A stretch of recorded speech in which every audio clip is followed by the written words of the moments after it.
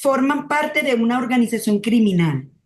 Sí, el tema está en el que la organización criminal fue designada por el gobierno de los Estados Unidos como tal, y una vez que se hace esa designación, los miembros de esa organización empiezan a tener muchos más problemas para operar, para actuar, porque no es lo mismo que te califiquen como una pandilla de criminales o de delincuentes a que seas designado como una organización terrorista. Son dos escenarios diferentes para las personas que forman parte de esos grupos. Y aquí han arrestado a varios, los han acusado de delitos muy graves, al igual que ha sido señalado, por ejemplo, del aterrador asesinato del teniente Ronald Ojeda.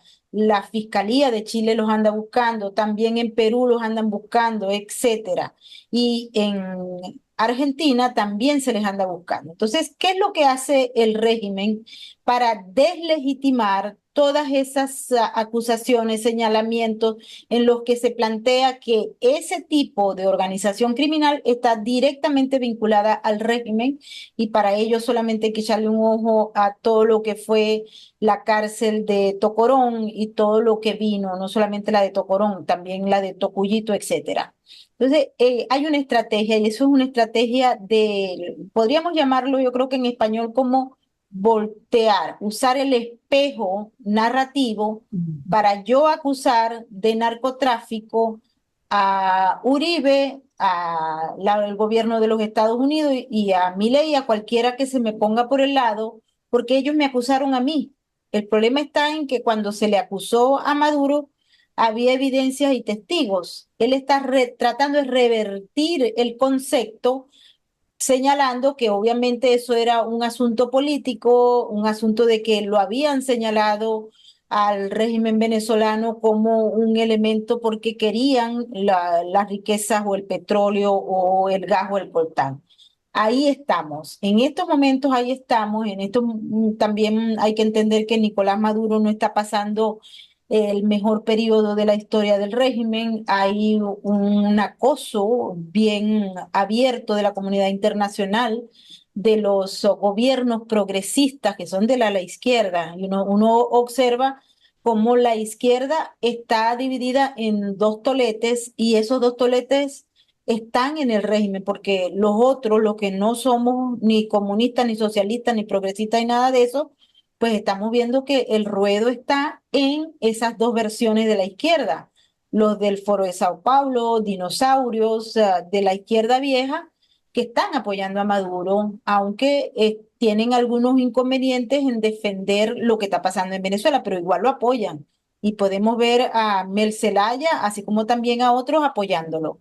Pero está la izquierda progresista, esa vinculada a esos programas de la Agenda 2030, etcétera, etcétera, que están empeñados en estos momentos, y está desde Kamala Harris, Ocasio Cortés y cualquiera de estos progresistas pro Agenda 2030, que están dispuestos a acabar con el régimen de Maduro y poner en su disposición o darle espacio a otros. Y a otros que obviamente tengan que ver con lo que ellos están defendiendo, porque tampoco es de a gratis, ¿no? Como podrás entender, ese manejo propagandístico que hay, todos los titulares que aparecen en todos los medios progresistas, todo eso tiene una especie de esquema en el que se funda, que tristemente es doctrinario y no está versado, y eso hay que entenderlo, en lo que realmente andan buscando los venezolanos de a pie, que no son ni progresistas, ni dinosaurios, ni nada, sino que quieren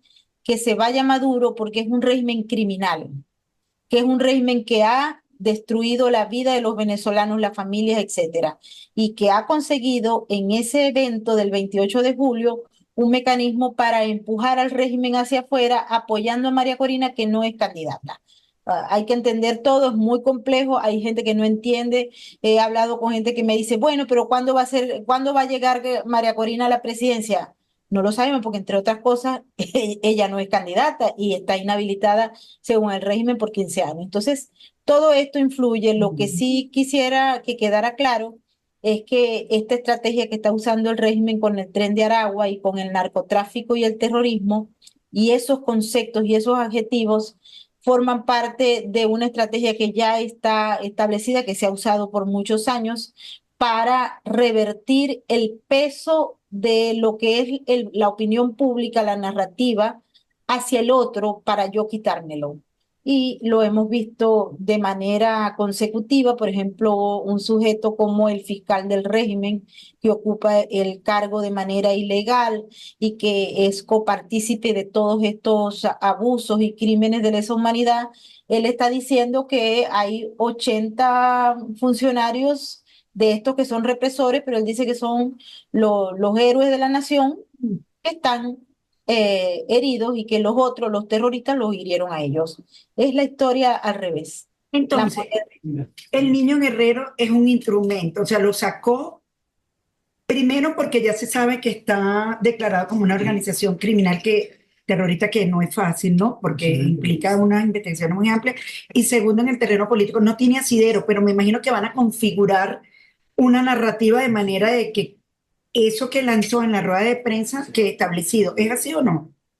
Claro, pero también entonces entra en problemas a Tarek William Saab y el mismo Maduro, porque ese es un criminal y él dijo que se había escapado porque lo agarraron a tiros en la cárcel.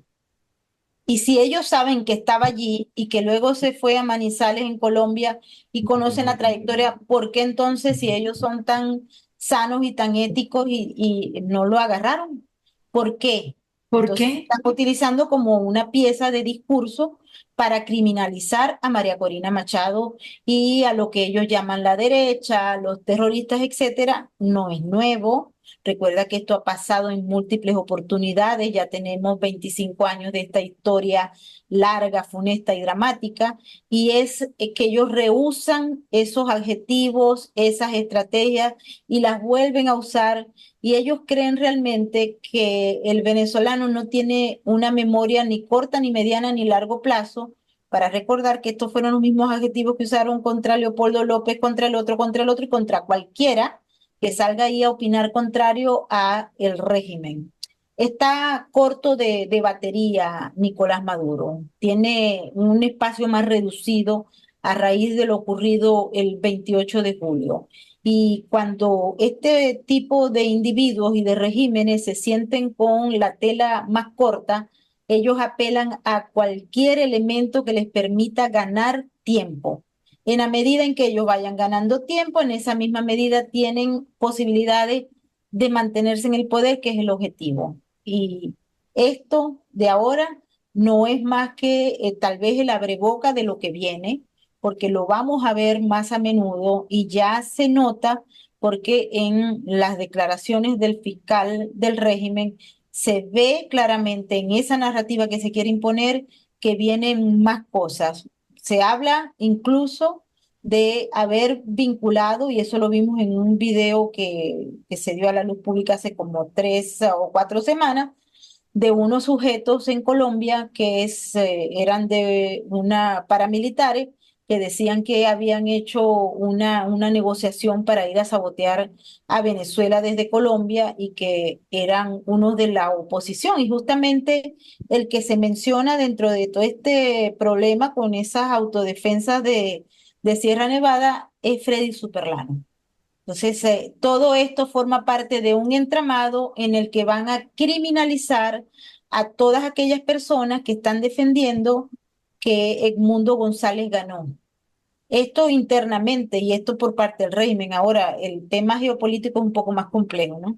Determinantemente, sí, es mucho más complejo. Ahora, entonces, en definitiva, bueno, ya es un instrumento más, una reflexión chiquitica ya para terminar en cuanto a mezclar la política con la inseguridad, la criminalidad. ¿Qué reflexión te da o qué nos puedes dejar al respecto?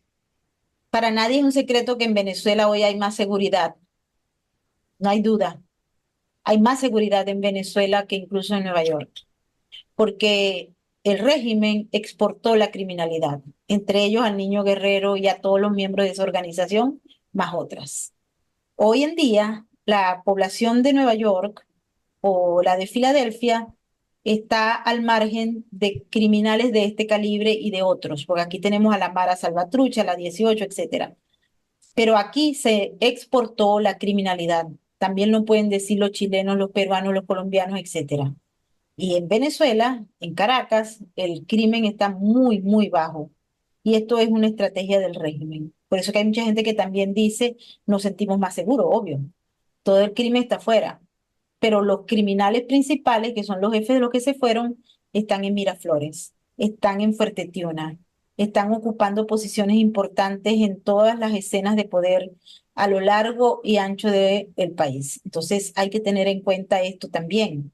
Seguridad y crimen, en el caso de Venezuela, están ligados. El crimen gana y ordena y la seguridad se impone en base a la exportación de esos criminales hacia afuera. Wow. ¿Y el niño guerrero está dónde? Bueno, no sabemos si está en Colombia, como él dice, o está por allá por Caracas, recibiendo órdenes y ver qué va a pasar. Estamos en unos momentos muy críticos y yo creo que cualquier cosa puede ocurrir en Venezuela porque el régimen se siente acorralado desde el punto de vista de la opinión pública. Hay que entender esto. Ellos se sienten acorralados desde el punto de vista de la opinión pública internacional y por supuesto de algunos gobiernos de carácter progresista, entre otros, que están pidiendo que se muestren esas actas. Ayer esas actas estaban listas, que es lo más insólito, pero también yo no sé si ustedes saben que hubo un hackeo de todas las páginas del gobierno o del régimen.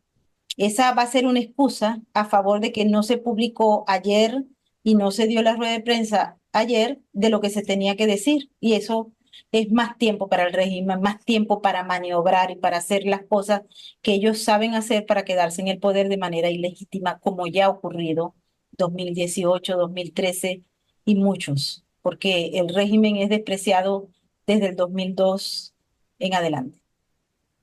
Bueno, gracias como siempre. Y bueno, y aquí, ¿tú qué crees? Lo mismo que me escribiste, ¿verdad? Lo mismo.